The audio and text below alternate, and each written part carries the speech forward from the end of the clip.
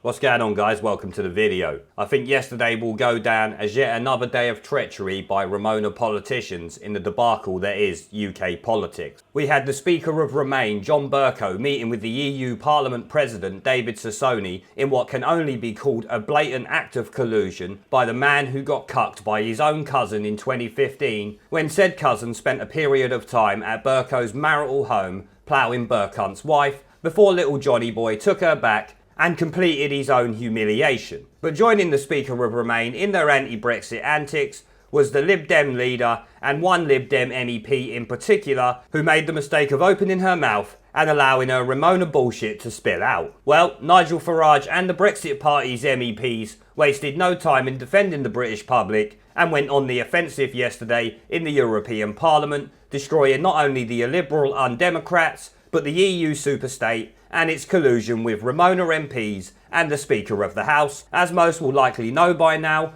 not only did the Lib Dem leader Jo Swinson and her anti-Brexit shitweasel Tom Brake toddle off to the EU Parliament yesterday to claim millions of people want to stop Brexit, when in actual fact recent polls put the Liberal Democrats at around 15% after their shift to straight revoking Article 50 at their party conference. But we also had one of their misguided and, as Nigel said, stuck up and snobbish MEPs claiming Brexiteers didn't know what they voted for, once again belittling the choice 17.4 million people made. She only missed out that they were all stupid, poor and uncultured swine, but Nigel Farage was having absolutely none of it and called out this dopey cumbucket for her patronising comments about the voting public, leaving her looking rather sheepish in her seat by the end of his savage demolition. So let's check it out. Blue card question. Ms Bunting. Am I on? Hi.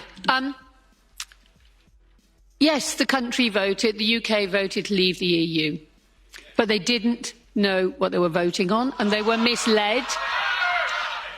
They were. Could you ask a question? Avowedly, I don't want a statement. I'm really sorry. I need a question. Yes, I would like Nigel Farage to account for why he stood in front of that poster with refugees that had nothing to do with European Union. I would like to ask why they supported erroneous statistics and inaccurate facts. They know. Your time they is have up, madam. It is 30 seconds. Thanks. I have two other colleagues who want to ask questions, and I'm going to allow it even though we are over. So, Mr Farage, will you answer that, please?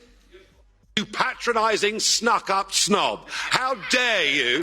How dare you tell people okay, look, they Mr. didn't Farage, know what they were voting Mr. for? Farage, they knew please. exactly what they were voting for. They were voting against 50 years of people like you lying to them. They did it, you promised, you'd enact it, and you, the Lib Dems and others, have betrayed the greatest democratic exercise in the history of our nation.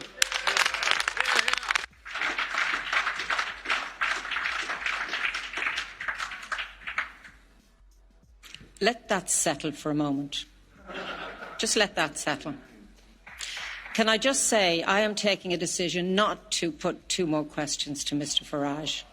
I think it's the correct decision, and I now move on to our next... Well, you see there, our little spunk trumpet friend from the Lib Dem goes straight for the Brexit voters, didn't know what they voted for, and they was misled, because like I said, we're all stupid and can't read a simple two-answer question. And of course, we all support Brexit because Boris Johnson put £350 million on the side of a bus, so we had no idea what we voted for and was misled by the demon that is Boris Johnson. When I'm sure absolutely no one voted to leave the EU because of the fucking Boris bus. Certainly no one I know did, but her actual question is hidden amongst the heckles from Brexit Party MPs that is rightly deserved. She asked why Nigel stood in front of that poster featuring economic migrants from outside the EU, because she claims, based on their race, they are nothing to do with the European Union, which we all know is complete bullshit. The EU has allowed uncontrolled migration not only from European nations, but also from economic migrants from practically anywhere on the planet. So while I personally would have steered away from photos with that poster to avoid these needless smears, it is actually related to the European Union, since it's their policies that have allowed economic migrants to overrun many EU nations, because when they land in these EU nations, they are allowed to travel through them freely to any country they choose. So sorry Lib Dem Bint, Nigel didn't answer your question, but I just did. The EU allows migrants free movement, so it is their fault at the end of the day, along with our governments for pussyfooting around when it comes to dealing with it. The reason Nigel Farage ignored her stupid question is because he was more interested in defending the intelligence and integrity of the British voter from Ramonas who make these baseless claims. Calling her a patronising stuck-up snob is exactly what she is. You just know this stuck-up bitch thinks she's better than us mere peasants, as do many of the Lib Dem ranks, to be honest. The Liberal Democrats and their policies stink of we are better than you and we know what's best for you, so follow us, you dumb little sheeple. When in actual fact, it seems Guy Verhofstadt is co-leader of the Lib Dems, since he seems to be meeting with them more than anyone else. It's getting to the point where I'm not sure where Joe Swinson begins and Verhofstadt ends. I mean, let's think back. We had party conferences calling for an EU empire, and now in the EU Parliament, working with him to stop Brexit in what can only be a blatant show of collusion with the EU when she has not got the right to even do it, which leads on to the next traitorous fuckpig colluding with the EU. As I mentioned earlier, John Bercow. Many newspapers and internet sources are reporting on the meeting between Speaker of the House John Bercow and EU President David Sassoli yesterday in London with allegations of plotting against Brexit.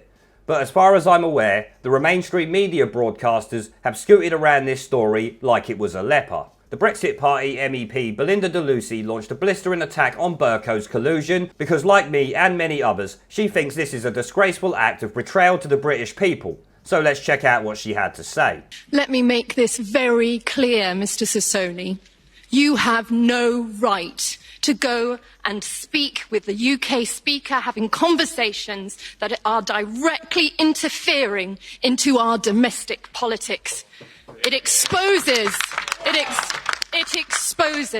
your intentions to intervene at all levels to stop Brexit. It is immoral. Shame on you. And Mr. Barnier, I note throughout your speech, sir, you kept referring to the British negotiators as just British. We are the United Kingdom of Great Britain and Northern Ireland, and that will never change. Brexit was not a rejection of Europe or our wonderful European friends. It was a rejection of the anti-democratic nature of EU institutions, and you confirm to us every day it was right to leave. Thank you.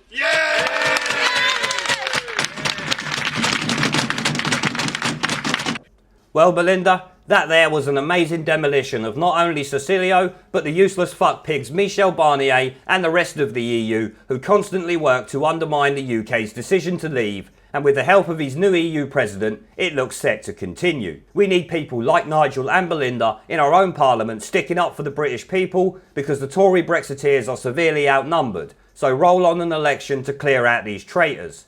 The Express, Daily Mail and many other newspapers are reporting on the Speaker's meeting over in London and the justified outrage that has followed. My guess is Bercow knows he's in a position that has no limits on what he can do these days, so he will now openly work against the British people to get what he wants, like the selfish little tosspot he is. I'm guessing your wife cucking you with your cousin becoming public knowledge makes you a bitter little shitweasel, so we should have expected no less. Especially as you come to the end of your term as Speaker and plan to leave anyway, when you can't be held to account after it. That is true shitweasel behaviour from Bercunt there. Anyway, the newspapers are at least running these stories when the mainstream media channels like the BBC are completely avoiding it because they are the propaganda division of the Ramona's anti-Brexit campaign. Now, I will do a separate video on the Bercow collusion situation because I feel it needs a dedicated video due to the possible consequences of him colluding with the EU that is far beyond his constitutional role and could bring the House of Commons into disrepute, which could also have consequences for the snivelling shitweasel that is John Bercow. Well guys, I'm going to end the video there. I want to thank the channel's PayPal, Patreon and Subscribe Star members for supporting the channel, along with everyone who watches my videos. Remember to let me know what you guys think down in the comment section below. Leave a like, subscribe with the notification bell and share this video as it helps the channel a lot. And I will see you all in the next one. Parliament is a dead Parliament. It should no longer sit. It has no moral right to sit on these green benches. They don't like the truth. Twice they have been asked to let the electorate decide upon whether they should continue to sit in their seats, while they block 17.4 million people's votes. This Parliament is a disgrace. But they're too cowardly to give it a go. But the time is coming. The time is coming, Mr. Speaker, when even these turkeys won't be able to prevent Christmas. And it doesn't matter which language you use, we are going and we are glad to be going. We're off.